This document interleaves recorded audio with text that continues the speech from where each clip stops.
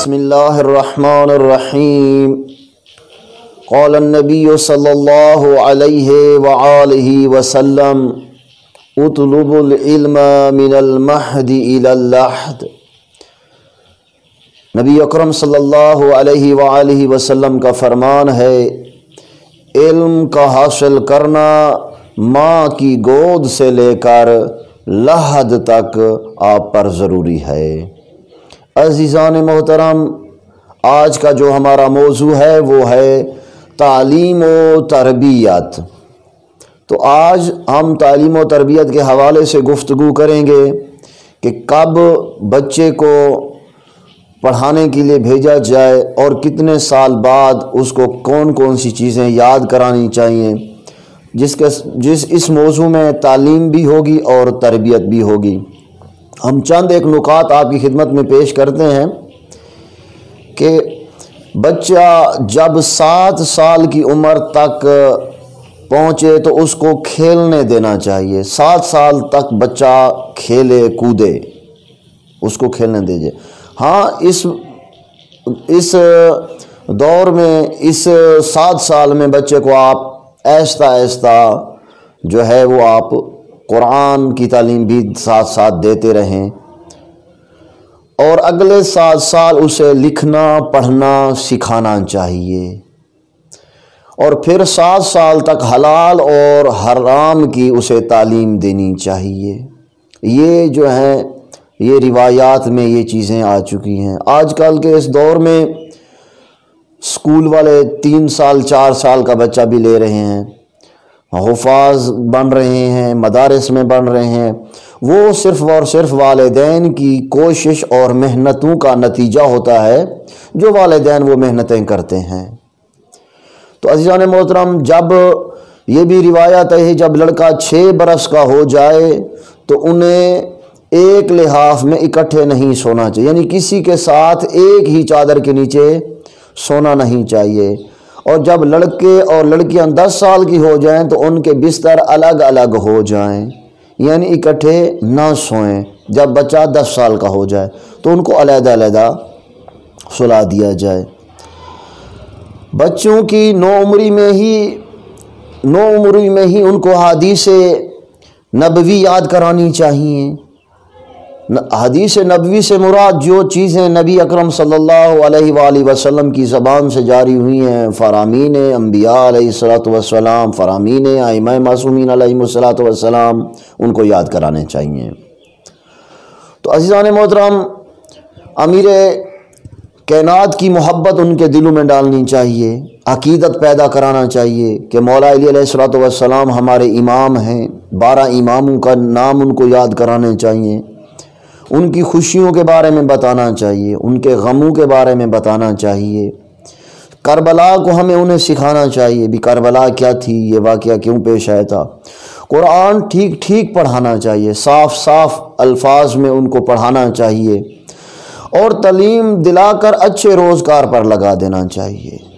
ان کو تعلیم دلا کر اچھے روزگار کی طرف ان کی رہنمائی کرنی چاہیے۔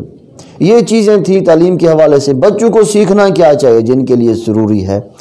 بچوں کو تیراکی یعنی سوئمنگ کرنا یہ سکھانا چاہیے، یہ روایات میں آیا ہے۔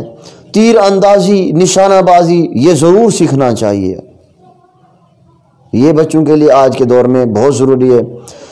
9 عمری میں بچے کی شوخی اور شرارت پختہ عمر میں اس کی عقل مندی اور متحمل مزاجی کی دلیل۔ اگر بچے اس ٹائم مذاق کریں گے، شوخی کریں گے، شرارتیں کریں گے، تو وہ جب بڑے ہوں گے تو وہ متحمل مزاجی کے ان کی دلیل ہے کہ وہ پختہ دلیل کے مالک ہوں گے۔ بچوں کو آپ اگر وہ شرارتیں کرتے ہیں تو ان کو شرارتوں سے منع مت کیا کریں۔ 9 عمری میں شروعات میں وہ کھیلیں گے کودیں گی، ان کی ہڈیاں مضبوط ہوں گی، ان کے ذہن مضبوط ہوں گے، اچھے برے کی ان کو تمیز دلائیں، یہ ہمارا فریضہ بنتا ہے۔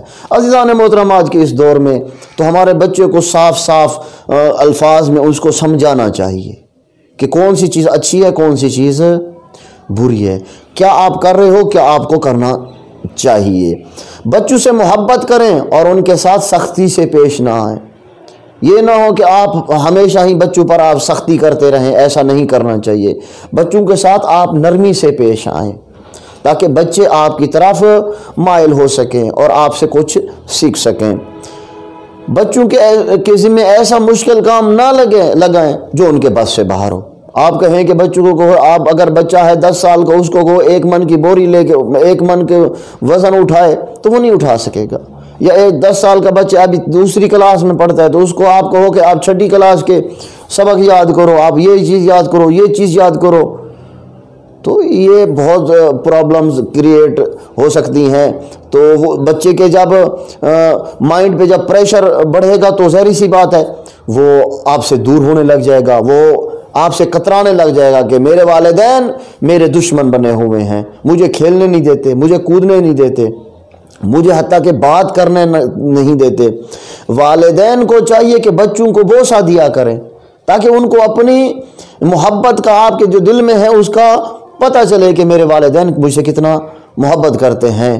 کیونکہ اللہ بھی، آپ جب اپنے بچے کو چومتے ہو تو اللہ آپ کے نام اعمال میں ایک نیکی لکھ دیتا ہے۔ ایک بار چومنا، اپنے بچے کو ایک بار چومنے سے اللہ آپ کے نام اعمال میں ایک نیکی لکھ دیتا ہے۔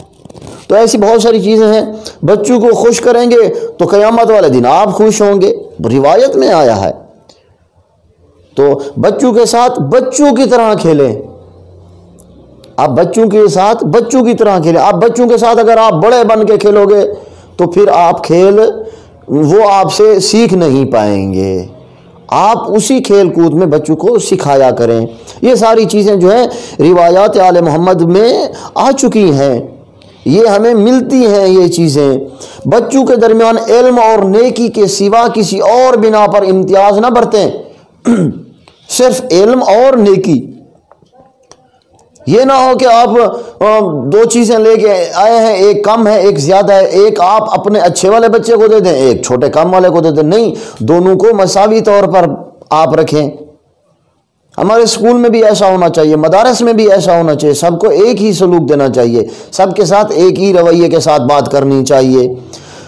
جب بھی آپ اپنے بچوں کے لیے تحائف، تحفے، گفٹ خریدیں تو آپ اپنے بیٹیوں کو بیٹوں پر ترجیح دیں، یعنی بیٹیوں کے لیے کچھ زیادہ خریدا کریں، کچھ مہنگا خریدا کریں۔ مثال کے طور پر بیٹوں کو کم دے دیا کریں اور بیٹیوں کو کچھ زیادہ دیا کریں۔ تو یہ بھی روایت میں ہے۔ رات کو سونے سے پہلے بچوں کا ہاتھ منہ دھلائیں۔ جب رات کو سونے سے پہلے آپ اپنے بچوں کا ہاتھ منہ دھلا لیا کریں، ان کو ہاتھ منہ دھو۔ یہ بھی بہت بڑے ثواب کی بات ہے۔ 6 سال کی لڑکی کا کوئی نامحرم بوسہ نہ لے، 6 سال کی بچی کا کوئی بھی دوسرا بندہ بوسہ نہیں لے سکتا۔